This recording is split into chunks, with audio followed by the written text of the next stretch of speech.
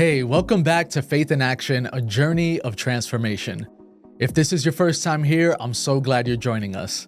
In this series, we're not just talking about faith, we're learning how to live it out. Now, we've already covered what faith is and where it begins. We learned that faith isn't just belief, it's obedience, and that faith starts in the heart. If you missed those episodes, no worries, just check out our Faith in Action playlist to catch up. But now is the real challenge. How do we know if we're actually living by faith? Because the Bible is clear. It says faith by itself, if not accompanied by action, is dead. That's heavy. It means there's such a thing as faith that looks real but isn't alive. So today, I want to break this down for us. How can we tell if our faith is dead or alive? What does living by faith actually look like? And how do we keep ourselves accountable to our faith walk? Let's dive in. Have you ever thought something was working fine only to find out later that it wasn't? For example, a phone with 1% battery looks fine, but it won't last. Or a car with no gas. It exists, looks great, but it's not going anywhere. Faith can be like that. It can look real on the surface, but without action, it's not alive. So the obvious question is, what's the difference between dead faith and living faith? The Bible gives us clear signs of what dead faith is, a faith that looks real on the surface, but lacks true life.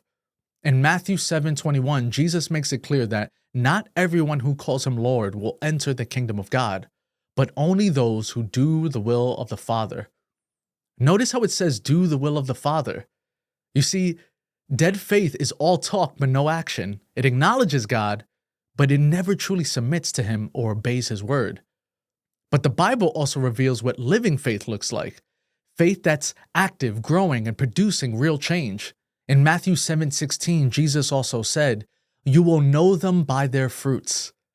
A living faith produces visible fruit, not just in what we say, but in how we love, serve, and follow God. Galatians 5:22 and 23 tells us what this fruit looks like. Love, joy, peace, patience, kindness, goodness, faithfulness, gentleness, and self-control. If our faith is real, these qualities will be growing in us and becoming more visible to others. Not perfectly, but consistently. Because if faith is alive, it won't stay hidden. It will shape how we live. Again, Jesus tells us you will know them by their fruits, meaning that real faith is more than words. It's something that produces visible evidence in our actions, decisions, and relationships. But here's the key. Fruit doesn't grow on its own. Just like a tree needs to be nurtured, faith needs to be cultivated through daily choices that reflect our trust in God. So what does this look like in real life? How do we live by faith in our everyday routines? Let's break it down into 3 specific actions you can take this week to keep your faith alive and growing. These aren't just concepts to consider, they're real steps you can take today. So let's dive in. 1. Bring God into your decisions. One of the clearest signs of living by faith is that it affects your decisions. Instead of just making choices based on logic, emotions, or convenience, you seek God first. Proverbs 3:5 and 6 tells us to trust in the Lord with all of our heart and not to rely on our own understanding. So here's something practical you can do this week. Before making a major or minor decision, stop and pray. Whether it's choosing how to respond to a difficult situation or deciding how to spend your money or even what commitments to take on, take 30 seconds to ask God for wisdom before acting. Then move forward in faith, trusting that He will guide you. 2. Interrupt your routine to love someone. Faith that's alive shows up in how we love others, not just in the big moments, but in daily interruptions. Jesus constantly stopped what he was doing to care for people, from healing the sick to listening to the brokenhearted. So here's a challenge. Pause your routine this week to intentionally love someone. This could mean texting someone right now to encourage them, or stopping to pray for someone immediately instead of just saying, yeah, I'll pray for you. Or choosing to help someone if it's inconvenient, like taking an extra 5 minutes to listen or helping a coworker, or being present for a family member. This isn't about grand gestures. It's about small moments of faithfulness that prove your faith is alive. 3, speak about your faith in a real conversation. You see, many people say they believe in God, but their faith is completely invisible. And Jesus calls us to be a light, to let our faith be known, not hidden. So here's the challenge. Have one real conversation about your faith this week.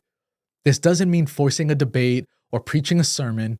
It means naturally bringing up God in an everyday conversation. So for example, if someone asks you how you're doing, instead of just saying, I'm good, try saying, I've been trusting God more in this area of my life. If a friend shares a struggle, say, I'll pray for you, and then actually pray for them on the spot. If an opportunity arises, share a moment where your faith has helped you through something. You see, faith that's alive isn't silent. If we believe, we should speak. Now, let's discuss how to keep ourselves accountable in our faith walk. Because faith doesn't grow on autopilot, it requires regular reflection. 2 Corinthians 13:5 says, examine yourselves to see whether you are in the faith. So after taking these steps to live out our faith, how do we know if we're staying on track? How can I hold myself accountable? Well, here are 3 questions to check if your faith is truly alive. 1, is my faith changing how I live? James 1:22 tells us, be doers of the word, not hearers only. If your faith never impacts your decisions, priorities, or habits, then it's just knowledge, it's not faith. 2, is my faith shaping how I treat others? In John 13:35, Jesus said, by this everyone will know you are my disciples if you love one another. So true faith expresses itself in love. If it's real, it transforms how we forgive, serve, and show grace. 3, is my faith stretching me beyond my comfort zone? A faith that's alive requires trust. Hebrews 11 is full of people who stepped out in obedience even when they couldn't see the full picture. You see, if faith isn't challenging you, it may not be leading you. These 3 questions aren't about guilt, they're about growth. Take a moment this week to pray through them, and if you recognize an area where your faith isn't moving, don't ignore it. Let it be the push you need to take your next step forward. Because faith isn't about having all the answers, it's about trusting in the one who does. We've seen today that faith isn't just about what we claim to believe. It's about the fruit it produces in our daily lives. It's about bringing God into our decisions, loving others intentionally, and boldly living out our faith. And when we examine ourselves, we can see where our faith is thriving and where we need to grow. So as you go through this week, don't just think about faith, live it. Take these challenges seriously. Reflect on the questions we discussed, and be intentional about putting your faith into action. And if this episode spoke to you, let's keep the conversation going. Drop a comment below, share what stood out to you, or let us know how you're stepping out in faith this week. Make sure to like, subscribe, and turn on those notifications so you don't miss the next episode, because next time, we're going to talk about how to keep our faith strong by fixing our eyes on Jesus. You won't want to miss it. Until then, stay strong, stay rooted, and keep walking in faith. See you next week.